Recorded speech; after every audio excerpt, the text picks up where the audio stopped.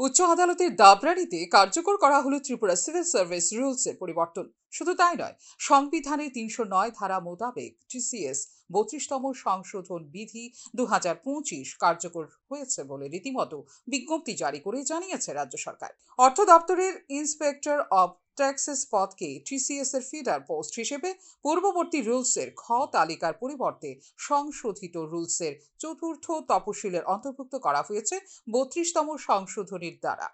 উল্লেখ করা হয়েছে, টিসিএস রুলসের বিধি অনুযায়ী টিসিএস এ মনোনীত হবার জন্য ক ও খ তালিকার অন্তর্ভুক্ত করা হয়েছিল বিভিন্ন দপ্তরের যোগ্য পদগুলিকে। ক ও খ তালিকাভুক্ত পদগুলি থেকে মনোনীত হবার সুযোগ ছিল ত্রিপুরা সিভিল সার্ভিসে। টিসিএস রুলসের খ তালিকাভুক্ত পদে নিযুক্তরা বৈষম্যের অভিযোগ করে ক তালিকাভুক্তির জন্য আবেদন করেছিলেন দীর্ঘ সময় ধরে। এক্ষেত্রে উচ্চ আদালতে রিট মামলা করেন অর্থ দপ্তরের কর আধিকারিকরা।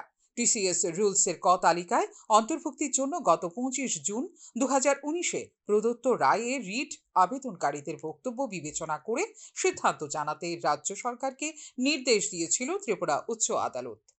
কিন্তু রাজ্য সরকার কোনো সিদ্ধান্ত জানায়নি রিট আবেদনকারীদের। ফলে ২০২৩ সনে ৮ জন কর অধীক্ষক পুনরায় রিট মামলা করতে বাধ্য হন উচ্চ আদালতে। উচ্চ আদালতের ডিভিশন বেঞ্চ 18 জানুয়ারি ২০২৩-এ রিট মামলার প্রদত্ত আদেশে পুনরায় নির্দেশ দেয় রাজ্য সরকারকে ৩ মাসের মধ্যে টিসিএস রুলসের রুল 5 নিয়ে আবেদনকারীদের ক্ষোভ নিরসনে সামগ্রিকভাবে বিবেচনা করে উপযুক্ত সিদ্ধান্ত নিতে নির্দেশ দেয় উচ্চ আদালতে। পরবর্তী সময়ে রাজ্য সরকারের আবেদনে সাড়া দিয়ে 29 মে ২০২৩-এ আরও 3 মাস সময় মঞ্জুর করে উচ্চ আদালত। কিন্তু তারপরও রাজ্য সরকারের তরফ থেকে কোনো সিদ্ধান্ত জানানো হয়নি রিট আবেদনকারীদের। রিট আবেদনকারীরা বাধ্য হয়ে আদালত অবমাননার মামলা করেন 15 জুলাই ২০২৪-এ।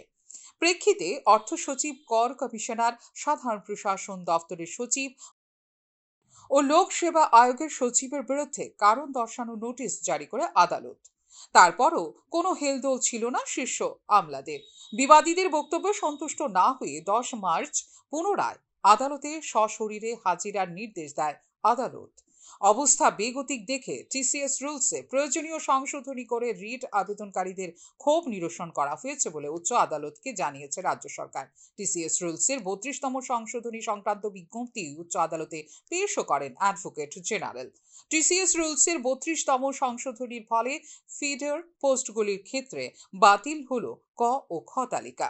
শুধু তাই নয়, ফিডার পোস্ট থেকে টিসিএস এ পদোন্নতির ক্ষেত্রে 5 বছরের এসিআর মূল্যায়ন ও সাক্ষাৎকারের ভিত্তিতে বাছাই করার নীতিও চালু হয়েছে ত্রিপুরা সিভিল সার্ভিসে। ফিউরো রিপোর্ট, নিউজ নাও।